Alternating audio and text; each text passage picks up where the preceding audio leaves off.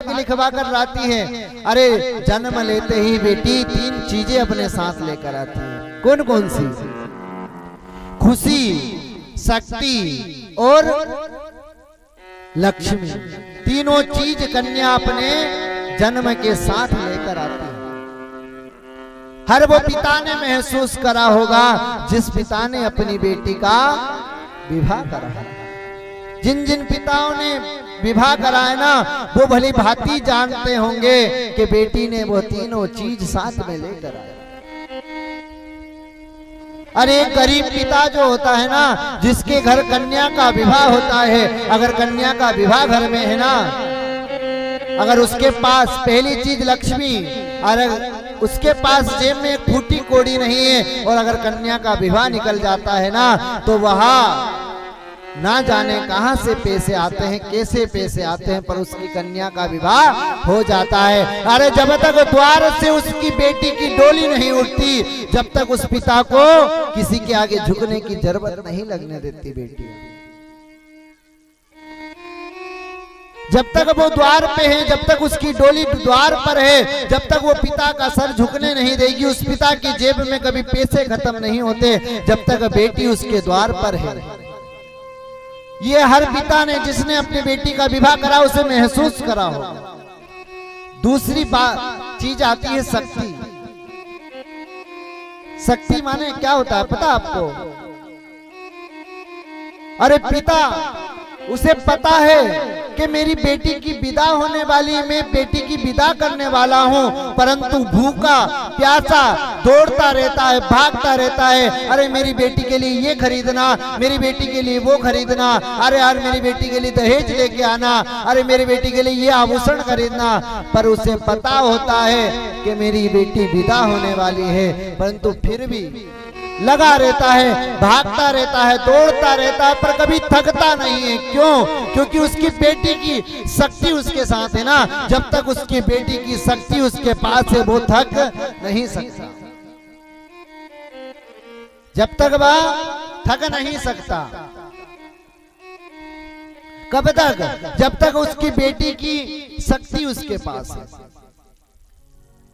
दूसरी चीज होती है खुशी। खुशी जब तक वह कन्या उसके घर है, उसके द्वार पर है, जब तक उसको खुशी मिलती रहेगी, खुशी उसको प्राप्त होती रहेगी।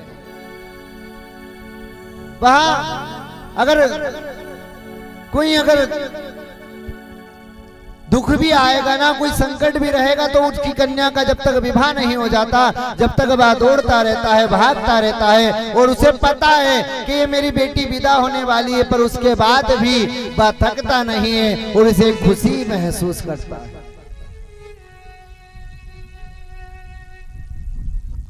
वह खुशी महसूस करता है। कब तक? जब तक उसके द्वार पर वह कन्या है, जब तक उसके द्वार पर उसकी बेटी है, जब तक वह खुश रहता है। जब कन्या की विदा हो जाती है, कन्या विदा करके चल जाती है ना, अगर कोई टेंट वाला आता है, कहने लगता है भैया मैं टेंट खोलने जा रहा हूँ, मुझे पैसे दे दे, तो कह देता है अरे कल तक तो तू दौड़ रहा था ना, कल तक तो तू भाग रहा था, आज कह देता है भैया कल मिलना, आज मेरे अंदर शक्ति नहीं बची। वो पिता जो भूखा प्यासा, कपड़े पहने नहीं पहने उसका कोई मतलब नहीं, बस भागता रहता है, दौड़ता रहता है, आज वो पिता थक गया। क्यों?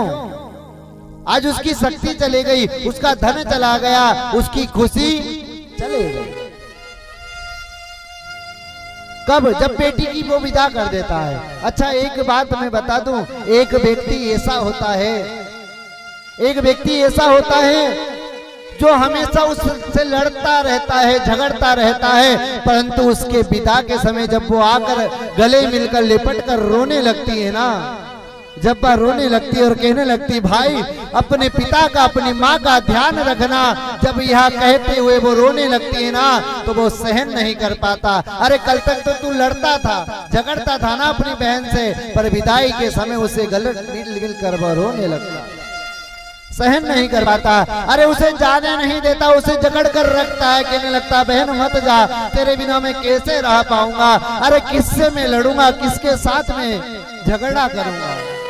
अरे कल तक तो तू छोटी छोटी बातों पर लड़ लिया करता था, आज तू विदा नहीं कर पा रहा उस बहन को। अरे जिस बहन से तू छोटी छोटी चीजों पर लड़ता था, झगड़ता था, वह बहन को आज तू विदा नहीं कर पाता।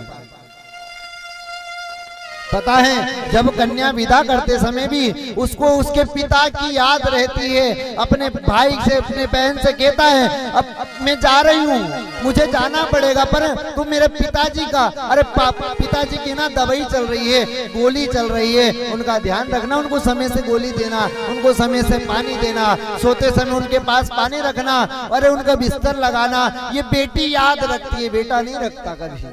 बेटी हमेशा याद रखती है। और यही बेटियों को हम पराई समझ लेते हैं, यही बेटियों को हम बोझ समझ लेते हैं। अरे कन्या कभी किसी पर बोझ नहीं होती, हमेशा वो अपने साथ भाग्य लिखवा कर लाती है।